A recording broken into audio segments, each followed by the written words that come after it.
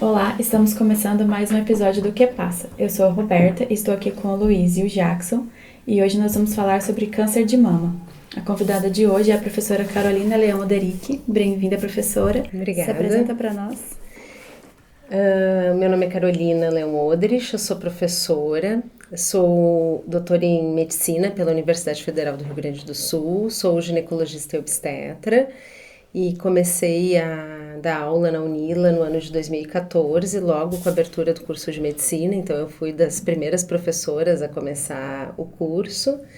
E atualmente eu continuo dando aula no curso, mais para os anos que estão finalizando, né? No quarto, quinto e sexto ano do curso. E atuo como preceptora dos residentes que estão se formando em ginecologia e obstetrícia no Hospital Ministro Costa Cavalcante. Também atuo como ginecologista obstetra. Professora, bem-vinda. Obrigada. Então, para a gente começar, quais seriam os primeiros sinais do câncer de mama? Então, o câncer de mama, ele começa, normalmente ele é silencioso nas suas fases iniciais, então a mulher não percebe muita coisa e um dos primeiros sinais que a gente tem para fazer o diagnóstico é a percepção de algum tipo de nódulo ou massa na mama. Então esse é o sinal mais característico e é o primeiro que deve ser o sinal de alerta. Professora, o que leva uma pessoa a ter câncer de mama? O câncer de mama, ele é causado por fatores tanto ambientais, que a gente chama, fatores ambientais são aqueles fatores ocasionados pelo nosso estilo de vida, e também por fatores genéticos. Hoje a gente já sabe que o potencial de risco de câncer por fatores ambientais, ele pode ser maior do que o fator de risco genético, porque os fatores de risco genéticos que a gente tem para ter algum tipo de câncer, não só o de mama, eles podem ser modificados quando a gente muda hábitos que podem ser saudáveis para a prevenção de qualquer tipo de câncer. Então, o câncer de mama, ele segue esse mesmo princípio. A gente sabe hoje que ele pode sim ser formado muito por transformação de hormônios no processo da mama. Então, dietas ricas em gorduras, excesso de peso, tudo isso pode ser um fator estimulante para a formação de um câncer de mama, né? O tabagismo, então, que é um evento que pode causar câncer em qualquer parte do corpo, para a mama também é muito prejudicial. Então, nós consideramos que esses fatores, tanto vida, estresse, hábitos alimentares, tabagismo, uso de drogas, podem favorecer o surgimento de câncer de mama. E também os fatores hereditários seria a história da família ou ter algum gene, que seria algum gene que vai dar uma probabilidade muito alta da pessoa ter câncer. Daí esses são os fatores que a pessoa não tem como modificar, né? Então a gente acaba tendo que acolher e tentar fazer o que dá para prevenir dentro do processo da prevenção dos hábitos, né? Uhum. E quais os tipos de câncer de mama mais frequentes, professora? A mama, ela é dividida em duas partes. Ela tem o lóbulo, que é onde produz o leite, né, que é a parte glandular da mama, e ela tem o ducto, que é o que leva o leite, quando a mulher está amamentando, da glândula até o mamilo. Então, os cânceres de mama, eles acontecem nessas duas partes, ou no lóbulo, que é a glândula, ou no ducto. Só que o local mais comum de acontecer um câncer de mama é no ducto. Então, por isso que o diagnóstico precoce ele é tão importante, porque o ducto ele é um caninho muito estreito e fino, e o câncer normalmente começa ali. Então, ele começa a acontecer formado por pequenos micros pontinhos, que o único método, único, né, a ressonância hoje consegue também, mas que a mamografia somente consegue diagnosticar. Uhum. Então, que são pequenas alterações iniciais no duto que leva o leite até o mamilo. E o câncer de mama também afeta os homens?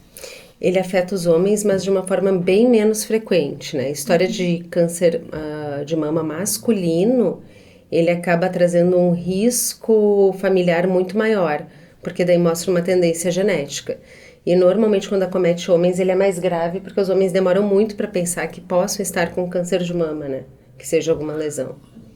Professora, eu estava vendo uma reportagem esses dias no site falando que o câncer de mama em homens tem aumentado. Eu queria saber como que o homem descobre que ele está com câncer de mama, já que não tem um autotoque, essas questões. É, que o homem também ele não tem glândula mamária para produção de leite, né? Então, para acabar se formando algum tipo de câncer é bem mais difícil, então ele vai perceber mesmo na palpação. O que a gente pensa que possa estar aumentando o câncer de mama nos homens é o abuso de hormônios hoje em dia, né? Que a gente vê que as pessoas estão usando de uma forma muito mais indiscriminada. Isso pode estar estimulando algum tipo de formação de câncer, mas a gente ainda não sabe se realmente é se é essa comprovação, né? E quem não tem filho pode também acabar desenvolvendo câncer de mama? Isso é uma pergunta muito interessante, que quando a gente fala, as mulheres ficam pensando, nossa, vou engravidar e vou amamentar só para diminuir meu risco de câncer de mama. Porque não ter filhos aumenta a chance de câncer de mama. Então, a medicina ainda não explica se realmente a forma de formação do leite, a amamentação, que acaba gerando uma prevenção do câncer de mama, mas não amamentar, não ter filhos, é um fator de risco. Ou seja, quem não teve filhos e não amamentou, tem um risco maior de ter câncer de mama. Mas é um risco, né? Na nossa vida tudo é riscos, não são taxação, não é uma taxação, né? Vai acontecer contigo, mas aumenta o risco e a probabilidade. E quais os exames e os tratamentos na rede pública, professora? Os exames que o SUS oferece são ultrassom de mama e mamografia, que também é o que tem na rede privada. E o tratamento, muitos deles é feito realmente pelo sistema público, né? Mas a mamografia, por exemplo, ela vai diagnosticar esses cânceres de forma muito inicial. O ultrassom, ele é muito bom para pegar tipo de câncer da glândula. Então, vê um nódulo maior, ele consegue delimitar. Então, normalmente, o ultrassom ele vai ser complementar à mamografia. Ou seja, a mamografia é o exame de escolha que a gente vai fazer, que a rede pública faz. E daí, com alguma dúvida diagnóstica, ou sendo uma mulher muito jovem, porque mulheres antes dos 40 anos podem ter câncer de mama também, a gente executa um ultrassom de mama. Então, na verdade, muitas mulheres querem mudar, inverter, por considerarem a mamografia um exame doloroso e desconfortável. Então, não vou fazer ultrassom, se estiver bem, não faço mamografia. Só que a mamografia, como ela é um raio-x, ela é um raio-x da mama. Se faz uma prensa e se faz um raio-x da mama. Ela mostra essas pequenas calcificações que o ultrassom nenhum consegue mostrar. Então, a rede pública tem esse exame. Então, mesmo que a mulher tenha feito num período mais curto, ela perceba uma alteração, ela pode repetir. E os tratamentos que são oferecidos vão variar de acordo com o que foi diagnosticado no exame. Um pequeno nódulo, às vezes, tem que ser só excisado e só retirado, e o tratamento já vai ter sido completo. Às vezes pode ser necessário retirar a mama. Então, os tratamentos que a rede pública oferece também são os mesmos tratamentos de rede privada, mas aí eles vão variar de acordo com o tipo e estadiamento. Já vi mulheres que entraram no processo de negação do câncer de mama, que daí quando ele vai crescendo, ele fica naquelas formas mais avançadas, que a gente olha e fala assim, não, como é que alguém deixou chegar nesse ponto? Que é quando a pele começa a parecer uma casca de laranja, e começa a existir um endurecimento e a mama começa a entrar, ela começa a se inverter. E nesse momento a mulher começa a ter dor, porque já é um estágio muito avançado e já pode existir metástases pelo corpo. E até a mama, o câncer na mama se transforma numa ferida aberta. E daí nesses momentos não tem mais cirurgia que seja capaz de ser feita, então é só radioterapia e quimioterapia, para tentar se atenuar daí os efeitos da doença, né? Então, é uma doença que pode ser tratada muito precoce, pode ter cura. E quando chega em estádios avançados, às vezes tu só tem tratamento paliativo, que daí realmente é muito triste tu dizer para uma pessoa, não tem mais o que te oferecer, é só conforto para dor, né? Professora, e quais os números de casos de câncer de mama? Porque eu vejo assim que deve ser uma doença muito comum de se acontecer, pelo número de campanhas que a gente vê. A gente sempre vê que tem alguma instituição fazendo exames, ou outra instituição fazendo campanhas de prevenção. Quais são os números do câncer de mama no Brasil e na América Latina? A senhora lembra? Em números absolutos eu não conseguiria te dizer, mas o que a gente sabe é que em incidência ele é o câncer que mais mata mulheres. Então, assim, como ele está no topo da lista de prevalência, por se apresentar de forma mais comum, por exemplo, o câncer de colo de útero, ele é o terceiro. Então, ele e tem formas de prevenção. É um câncer muito lento de evoluir, o colo de útero. A mama, não. Ele, quando começa a desencadear um câncer de mama, em 1 ano, 2 anos, a mulher já pode ter vindo a falecer por conta dele. Então, ele é um câncer mais agressivo e muito mais comum. Então as campanhas, elas também elas são muito importantes e muito fortes, porque todo o tratamento, quando ele é feito, ele pode salvar vidas, né? Quando ele é feito precocemente. E normalmente as pessoas têm uma resistência quando estão com medo de alguma doença. Ninguém quer ser diagnosticado. Então, a tendência é tu evitar o diagnóstico para não começar a ter que viver o processo de tratamento. Então, da gente pensar, não, a pessoa chegou ao ponto de estar com um nódulo gigante, a mama invertendo, como é que não fez nada? Mas é o processo do medo também do resultado. Então, as campanhas, elas vêm para alertar, você percebeu um nódulo, você percebeu secreção diferente saindo pelo seu mamilo, você percebeu vermelhidão, tem algo diferente com o seu corpo, venha fazer o exame. Então, é um alerta, né? E algumas mulheres vão se dar conta só quando vem esse alerta. Será que isso que eu tô tendo realmente é uma alteração? Nossa, minha família, minha mãe teve câncer de mama, minha tia teve câncer de mama. Será que eu não tô deixando passar o tempo? Eu não tenho que ir? Então, a campanha é realmente para ressaltar a importância dessa prevenção. Porque o objetivo de tudo é a gente não deixar evoluir para estágios avançados, né? Numa doença que é tão comum de acontecer. E não só no Brasil, no mundo todo, né? E quando a pessoa faz um exame mais de rotina, percebe ali o nódulo, como que é esse tempo de acompanhamento? Como que funciona? Vai depender muito do tipo de nódulo que aparecer e da idade da mulher, né? Então, a gente tem uma forma de classificação de risco desse nódulo ser um tumor ou não. E quando ele tem um baixíssimo risco, é só feito um acompanhamento para ver se ele está crescendo ou não está. E quando ele já tem um risco mais avançado, já é encaminhado para uma biópsia, né? Então, vai depender bastante da forma, mas nós temos uma classificação bem técnica para a gente saber que caminho tomar de acordo com o tipo de informação que o exame apresentar para a gente. Professor, e é alta a procura de pessoas atrás desses exames para prevenir o câncer? No período de campanha aumenta, né? E aumenta até porque se formam mutirões, né? Assim como acontece com as vacinas, a gente vê caminhões que param em municípios pequenos, com mamógrafos, então se estimula, então acaba aumentando a procura. Mas normalmente hoje, pelo menos no município de Foz do Iguaçu, não vou dizer sobre os outros, as mulheres estão tendo um acesso bem facilitado sim à mamografia. Isso é muito importante, né? Porque às vezes não adianta tu fazer uma campanha e divulgar, a pessoa chega lá no sistema e não consegue fazer o exame, né? Estão chamando, falam que eu preciso fazer, eu não consigo. Mas hoje a gente está tendo uma realidade diferente e muitas vezes o que a gente tem é a falta da procura pelo exame, né? E é só chegar na UBS e marcar uma consulta e falar, eu quero fazer o exame preventivo? Entra dentro dos critérios de segmento também. Então, na verdade, quem vai indicar vai ser o profissional de saúde, não necessariamente um ginecologista, mas pode ser normalmente o médico de família, ele é capacitado para fazer isso. Então, ele vai avaliar, a mulher tá ali, tem 50 anos, está no período, na idade de fazer, ela nem precisa pedir, ele automaticamente vai falar e vai fazer o pedido de exame, só que nem sempre às vezes o exame que tu pede, ele é realizado. Então, com as campanhas que a gente acaba estimulando, as mulheres realmente sentem que tem que fazer, eu vou fazer, e acabam buscando, delas não vão pedir necessariamente, porque o próprio médico já está dentro do protocolo da idade, né? E a partir dos 50 anos é anualmente daí? No nosso protocolo nacional hoje, se o exame está 100% normal, pode chegar a ser feito bianualmente. Então, depende bastante do resultado do exame. Isso existe uma divergência entre o nosso protocolo do Ministério da Saúde e a Sociedade Brasileira de Mastologia. A Sociedade Brasileira de Mastologia recomenda a mamografia anual a partir dos 40 anos e que ela seja feita até os 65.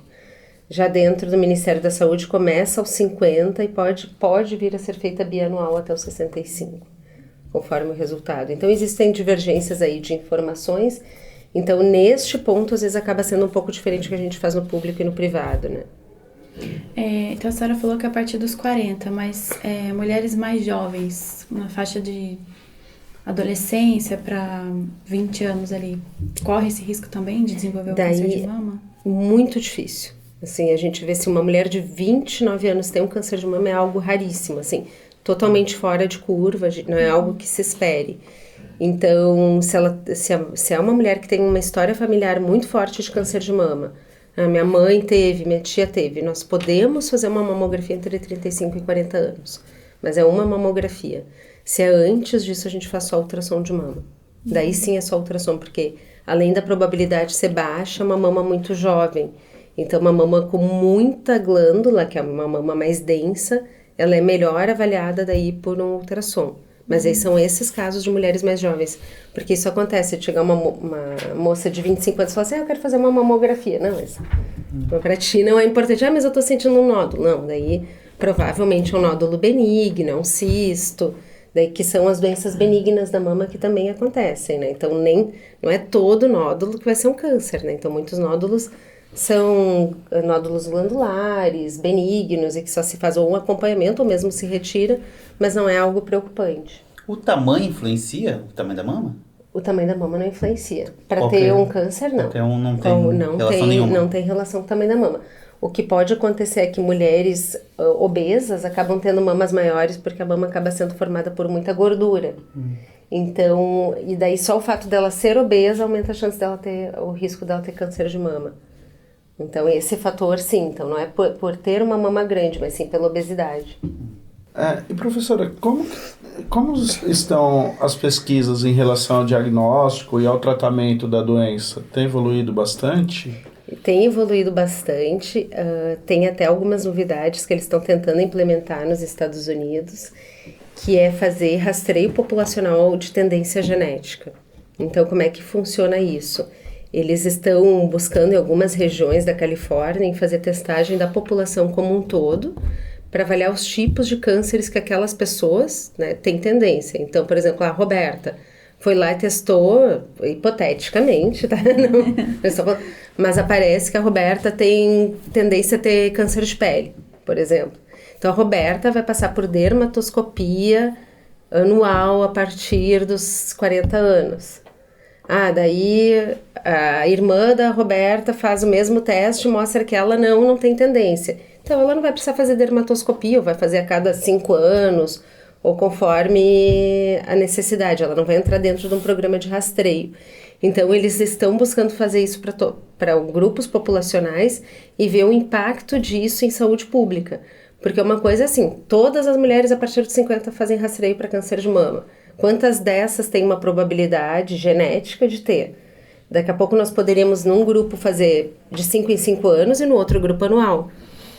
Então isso, se conseguir, claro que são exames extremamente caros, ainda é uma tecnologia muito, que pra gente parece muito distante, mas possivelmente pode vir a estar próxima, mas pega assim, tendência a câncer de intestino, quantas colonoscopias tu acaba não precisando fazer se a pessoa mostra que ela não tem uma tendência, não que ela não vá fazer um rastreio, porque nem tudo é só genético, mas ela vai poder saber que ela pode fazer um rastreio muito mais espaçado.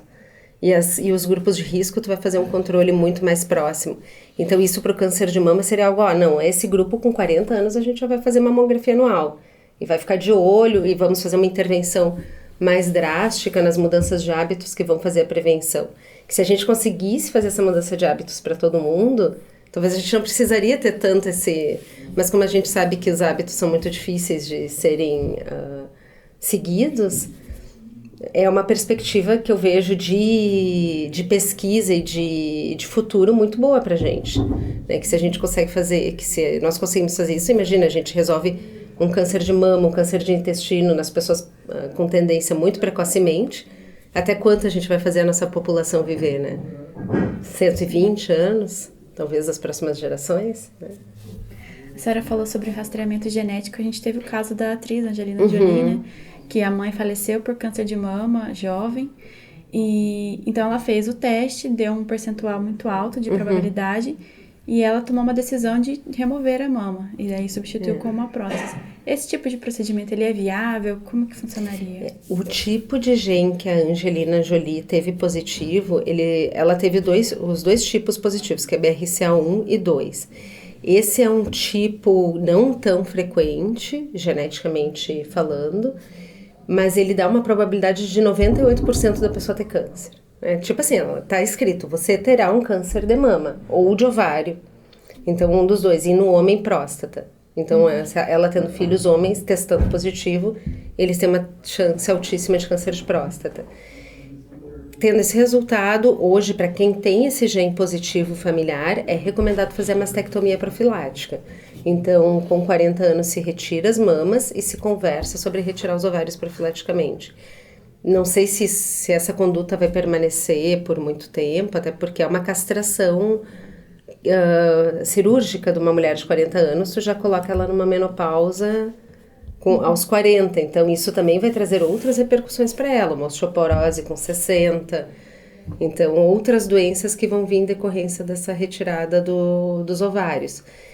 Então é algo, sim, acho que não se questiona muito, vai ter um câncer de mama, tu já vai tirar antes disso acontecer, e se tu não faz, a pessoa fica vivendo com um fantasma atrás dela do câncer, né? Então, às vezes, o saber, eu me questiono até que ponto o saber também é tão bom, né? A pessoa fica ali com aquele fantasminha, você vai ter um câncer, vai ter um câncer. Isso aqui com 98% de certeza é um tratamento realmente de ser pensado. Mas para ir atrás desse gene, tu tem que ter uma história familiar muito forte. Né? Que nem ela tinha mãe, ela tinha outros familiares que tinham, ela fez, deu positivo. Sendo que para quem mora nos Estados Unidos, esse é um exame muito mais barato do que para nós. Para nós, hoje, só o teste do 1 custa em média R$2.500. Hoje já estão fazendo no Fleury, em São Paulo. Mas é muito caro, né? Daí tu vai fazer os dois, vai dar 5 mil e alguma coisa, né? É um exame que tu tem que estar com um indício muito forte para ser submetido a ele. E depois teria o custo da cirurgia também, né? Daí depois o planejamento da cirurgia para se fazer, que daí seria um tratamento preventivo, né? A professora falou das idades, né, que fazem o exame, e aí a janela vai até 65 anos. Até 65. Depois disso a pessoa pode ainda fazer de formas espaçadas até os 75. Difícil, 70 anos, é muito difícil alguém ter câncer de mama depois dos 70. Não é que seja impossível, assim como não é impossível alguém ter antes dos 30, mas após os 70 anos é muito difícil alguém ter câncer de mama. E eu vou dizer para vocês que é algo difícil. Chega uma senhora de 75 anos e tu diz assim, você não precisa mais fazer mamografia. Elas querem fazer. Elas dizem assim, eu quero fazer, porque tá dizendo que eu tô tão... Já tô envelhecendo tanto que eu não preciso mais. Pois é, agora a tua chance de ter um câncer praticamente não existe mais. Mas realmente... Eu já tive pacientes que tiveram câncer de mama aos 80, mas as que apareceu um câncer de mama aos 80 não foi nem um câncer agressivo, assim, tu fez a retirada da lesão e já estavam curadas, né? Então não tem a mesma agressividade, por exemplo, de um câncer de mama aos 50. Professora, a senhora conversou sobre fatores genéticos e fatores externos. Traumas na mama têm alguma relação com o desenvolvimento de câncer de mama? O que acontece quando uma mulher tem um trauma na mama, normalmente ela fica mais ansiosa, se existe algum tipo de hematoma, formação de algum abscesso, do que por temer que aquilo vai se transformar num câncer. Mas o trauma na mama em si, ele não se transforma num câncer. Ele dá um desconforto local, às vezes forma como se fosse um trauma em qualquer outra parte do corpo. Então até o processo da resolução acontecer... Isso gera uma ansiedade, a gente às vezes investiga se a mulher não lembra de ter tido um trauma, se eu não lembro e surgiu, daí a gente pode fazer uma investigação, porque vindo para essa parte também, no período de amamentação, acaba acontecendo um trauma mamilar muito importante. E às vezes até a formação de abscessos, então tem mulheres que têm que drenar abscessos de mama e isso não aumenta o risco dela ter um câncer de mama onde ela teve um abscesso, por exemplo. Então pode ficar tranquila, faz o acompanhamento normal, né, para ver se realmente é só um trauma que aconteceu ali, mas não aumenta o risco de ter um câncer de mama. Professora, e o uso de anticoncepcionais, essa carga de hormônios que é colocada no corpo, ele pode aumentar o risco de desenvolvimento do câncer de mama? Esse é um tema bastante polêmico, porque o risco de ter um câncer de mama em idades mais jovens, quando se usa o anticoncepcional, ele é muito baixo. Mas o que acaba acontecendo? Numa mulher com uma tendência ou histórico de câncer de mama, a gente não usa hormônios. Porque o câncer de mama, ele pode sim ser estimulado, ser hormônio dependente, que a gente chama, ele crescer em virtude dos hormônios, ou não. Se ele não teria tanto problema. E o que a gente sabe hoje o uso de hormônios, por exemplo, na menopausa, ele vai aumentar o risco de câncer de mama. Aumenta pouco, mas aumenta. Só que o que a gente sabe hoje é que mulheres que fazem hormonioterapia para a menopausa morrem menos de câncer de mama. Então a gente acaba tendo uma incidência, que seria ter mais câncer de mama, mas a gente acaba tendo um grupo de mulheres que morre menos, mesmo tendo elas morrem menos do que as mulheres que não fazem hormonioterapia.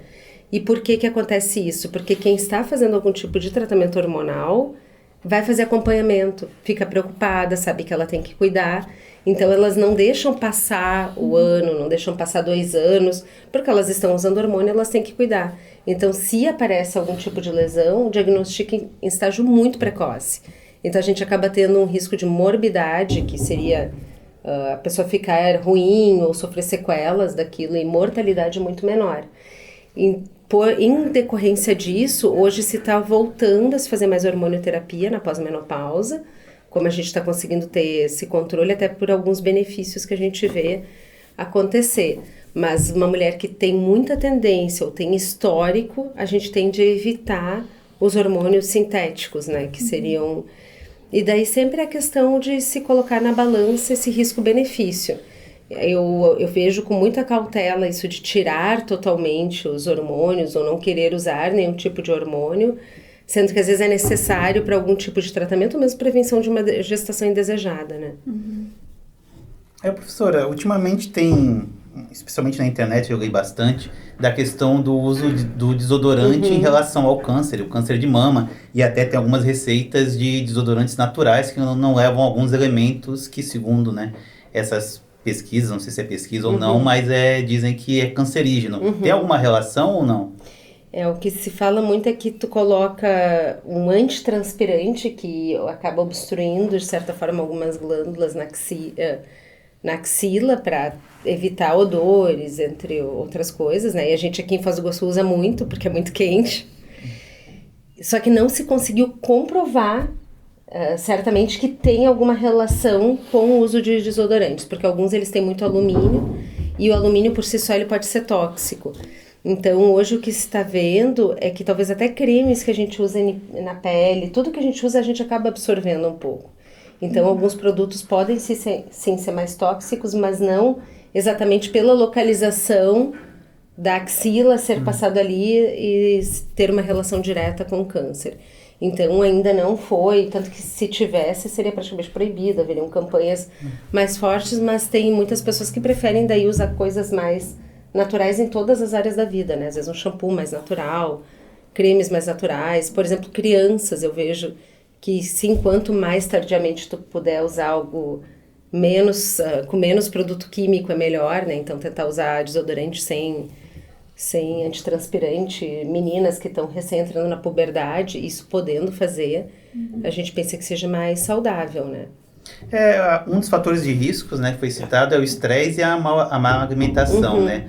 Então, a cada ano vem aumentando mais ainda os números de câncer, já que a gente está cada vez mais estressado, se alimentando mal pela rotina. Eu acho que as pessoas estão buscando se alimentar melhor. Eu acho que a gente está fazendo, eu acho que existem alguns grupos e às vezes é um pouco mais difícil de controlar, que é na fase da adolescência, 20, 30 anos, mas eu vejo que a população está fazendo uma inversão de alimentação, buscando alimentos com menos produtos tóxicos, buscando questionar os governos para cuidar dos tipos de agrotóxicos que são utilizados nos alimentos que a gente consome, porque a gente sabe que tudo vai poder prejudicar ou ativar algum tipo de tumor, não só de mama. Então, eu penso que a gente tem que cuidar muito de quem está na adolescência, que acaba consumindo mais fast food, e agora com o surgimento do cigarro eletrônico, que está muito na moda entre os adolescentes e jovens, a gente já sabe que pode causar mais dano do que um cigarro comum. Então, muita nicotina, produtos tóxicos, o que isso também vai gerar no organismo das pessoas. Eu vejo que isso talvez seja mais preocupante, às vezes, até do que outros fatores, né? Professora, a gente falou de fatores externos e as pessoas tendem a pensar que tudo causa câncer ou que nada causa câncer. Quais são os principais fatores externos que a pessoa deve controlar para evitar a incidência de um câncer de mama? Fatores externos. Estresse é algo difícil da gente controlar, né? Mas ter hábitos saudáveis de sono. A gente sabe hoje que, por exemplo, a obesidade é uma doença crônica. e ela é causada por uma má alimentação. É um fator externo que tem a ver com a alimentação que daria para ser controlado, mas daí tu tem que tratar a doença, a obesidade, que daí não vai dar só aumento de risco de câncer. Então, essa dieta rica em gorduras e produtos industrializados acaba sendo um dos fatores externos que seriam, teoricamente, porque não é tão fácil, administrável para controle, para diminuição de riscos. E a prática de exercício físico, né? Então, praticar exercício físico parece, num primeiro momento, difícil, mas não, se é colocado como uma prioridade, seria fácil, né? Então, a prática de exercício físico, que é a movimentação e sair do sedentarismo, também são fatores externos que não seriam tão difíceis de serem modificados. O que a gente tem que ver é as prioridades que a gente coloca no dia a dia de cada um para pontuar, não, isso para mim é importante, isso não. Porque o exercício não está sendo importante, porque a alimentação está secundária e o que move para acabar deixando o indivíduo, às vezes, no estado acomodado, né? Que daí a gente sabe hoje tem vários fatores, a endocrinologia está estudando muito isso, e que daí vai acabar aumentando o risco de várias doenças, né? Não só do câncer, às vezes até a pessoa não morre de um câncer, mas morre do infarto com 50 anos, né? E no caso das próteses mamárias, é um corpo estranho que é colocado ali. Isso aumenta a incidência de câncer de mama? Não, a prótese em si não aumenta o risco de câncer de mama. O que às vezes ela pode fazer é dificultar um pouco o diagnóstico. Né? Eu ia também perguntar isso. Ela pode dificultar um pouco o diagnóstico pela posição, mas aumentar o risco de câncer de mama, ela não ocasiona esse tipo de coisa. Hoje a gente sabe que existem algumas doenças relacionadas ao silicone, principalmente se ocorre extravasamento, mas não é algo tão comum assim quanto a mídia tem divulgado, né? É algo menos comum, mas pode sim existir uma reação de corpo estranho, que o corpo pode começar a desenvolver um processo de autoimunidade contra a presença daquela prótese, mas não teria relação com o câncer em si, né? E dá para fazer a mamografia mesmo tendo a prótese? Mesmo tendo a prótese, todos os exames são liberados. Legal. Professora, teria mais alguma questão que a senhora gostaria de abordar sobre esse tema? Eu gosto muito de enfatizar a questão de mudança de hábitos de vida, né? Eu acho que eu vislumbro, assim, para essas gerações que estão nascendo agora, uma expectativa de vida muito maior. Nós temos aí o desafio de superar também as doenças mentais, né? Que eu acho que hoje são muito prevalentes e estão muito fortes dentro do nosso meio, mas daí eu me referiria na questão de longevidade mais ao processo de demência mesmo e deterioração, porque eu vejo que o corpo físico a gente está conseguindo manter ele muito bem e saudável por períodos muito mais longos, né? Mas pensando que a nossa expectativa de vida aí possa crescer mais ainda para essas gerações que estão nascendo agora, a gente acaba entrando justamente sempre na mesma coisa, né? Alimentação, exercício físico, controle de estresse, que parece ser super simples, mas é o nosso dia a dia, né? A nossa construção diária, desde o acordar até o finalizar do dia, toda uma auto-organização. E eu vislumbro aí que nós vamos ter controles melhores dessas doenças, com testes genéticos melhores, e a gente vai... Só que novos desafios vão estar vindo aí, mas esse é o recado que eu queria dar. Acho que é questão de prevenção mesmo, mas a prevenção não através do...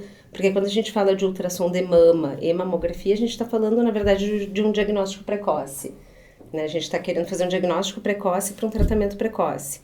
E a prevenção é o que vem antes, né? É o que tu vai fazer para não chegar ali. Então, isso que eu gostaria de enfatizar. Obrigada, professora, Muito pela obrigada. sua presença. Obrigado, professora. E para você que está assistindo esse programa, não se esqueça de ativar o sininho para as notificações, se inscrever no canal, deixar o seu like e suas dúvidas ou sugestões na caixa de comentários abaixo. Muito obrigado e até semana que vem.